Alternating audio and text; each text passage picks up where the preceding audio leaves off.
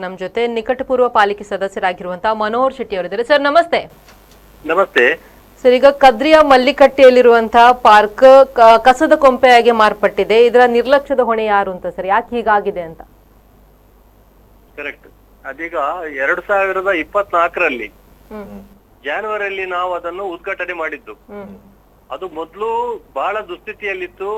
ಅದಕ್ಕೆ ವಿಶೇಷವಾಗಿ ನಾನು ಚಿಕ್ಕಂದಿನಿಂದ ಅಲ್ಲೇ ಓಡಾಡಿಕೊಂಡಿದ್ದವನು, ಅದೇ ಲೈಬ್ರರಿಯಲ್ಲಿ ಓದಿಕೊಂಡಿದ್ದವನು ಅಂತ ಹೇಳಿ ವಿಶೇಷ ಮುತುವರ್ಜಿ ವಹಿಸಿ ಕಾವ್ಯ ನಟರಾಜ್ ಅವರನ್ನು ಸೇರಿಸಿಕೊಂಡು ಮಾನ್ಯ ಶಾಸಕರಾದ ವೇದವ್ಯಾಸ್ ಕಾಮತ್ ಅವರ ಸಂಪೂರ್ಣ ಸಹಕಾರದಿಂದ ಸರಿಸುಮಾರು 70 ಲಕ್ಷ ರೂಪಾಯಿದಲ್ಲಿ ಆ ಪಾರ್ಕ್ ಅನ್ನು ನಾವು ಅಭಿವೃದ್ಧಿ ಮಾಡಿದ್ದೇವೆ.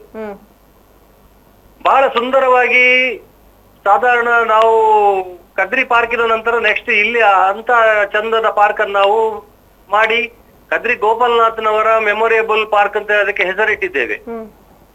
ಅದೀಗ ಸರ್ಕಾರದ ಅಂತರದಲ್ಲಿದೆ, ಅನುಮೋದನೆಗೆ ಕಾಯ್ತಿದ್ದೇವೆ. ಅದರ ನಂತರ ರೆಗ್ಯುಲರ್ ಆಗ್ತದೆ ಅದು ಗೋಪಾಲನಾಥ್ ಪಾರ್ಕ್ ಅಂತ. ಆದ್ರೆ ಈಗ ಅದರ ಪರಿಸ್ಥಿತಿ ನೋಡುವಾಗ ಬಹಳ ಬೇಸರ ಆಗ್ತದೆ. 2 ವರ್ಷದಿಂದ ನಾನು ಮಹಾನಗರ ಪಾಲಿಕೆಗೆ ಒತ್ತಾಯ ಮಾಡ್ತಿದ್ದೇನೆ, ಅದಕ್ಕೊಂದು ಮೇಂಟೆನೆನ್ಸ್ ಮಾಡಿಸಿ, ಟೆಂಡರ್ ಕರೆಯಿರಿ. ಯಾರು ಈಗ ಅದನ್ನು ಕೇಳುವವರಿಲ್ಲ ಅಂತ ಪರಿಸ್ಥಿತಿ ಆಗಿದೆ.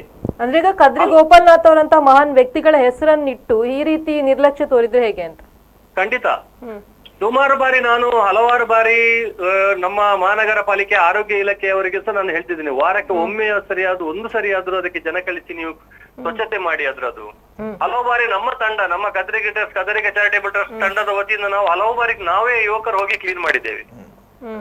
ಈಚೆಗೆ ಒಂದು 6-7 ತಿಂಗಳು ಮೊದಲು ರಾಮಕೃಷ್ಣ ಮಿಷನ್ ಜೊತೆಗೂಡಿ ಸಂಪೂರ್ಣವಾಗಿ ಪಾರ್ಕ್ ಅನ್ನು ಒಂದು ದಿವಸ ಫುಲ್ಲು ನಾವು ಅಲ್ಲಿ ಶ್ರಮದಾನ ಮಾಡಿ ಕ್ಲೀನ್ ಮಾಡಿದ್ದೇವೆ. ಆದ್ರೂ ಅದಕ್ಕೆ ಟೆಂಡರ್ ಕರೆಯದೆ ಈ ಪ್ರಾಬ್ಲಮ್ ಸಾಲ್ವ್ ಆಗುದಿಲ್ಲ. ಮೊದಲು ಹೇಗಿತ್ತು ಅದರದ್ದು ಎಲ್ಲ ರೂಪರೇಷೆ ಎಲ್ಲ ಈಗ ಹೋಗಿದೆ. ನಾನು ಮೊನ್ನೆ ಕಳೆದ ತಿಂಗಳು ಪುನಃ ಪಾಲಿಕೆ ಕಮಿಷನರ್ ಅನ್ನು ಭೇಟಿಯಾಗಿ ಅವರ ಹತ್ರ ವಿನಂತಿ ಮಾಡಿದ್ದೇನೆ.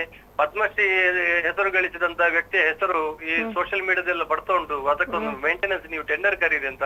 ಖಂಡಿತವಾಗಿ ಮಾಡ್ತೇನೆ ಅಂತ ಭರವಸೆಯನ್ನು ಕೊಟ್ಟಿದ್ದಾರೆ. ಅದನ್ನು ಫಾಲೋ ಅಪ್ ಮಾಡ್ತಿದ್ದೇನೆ. ಆದಷ್ಟು ಬೇಗ ಅದಕ್ಕೊಂದು ಹೊಸ ರೂಪ ಕೊಟ್ಟು ಪುನಃ ಹಿಂದಿನ ಹಾಗೆ ಆಗುವಂತೆ ಮಾಡುವಂತ ಕೆಲಸ ಕಾರ್ಯಗಳನ್ನು ಮಾಡ್ತೇನೆ.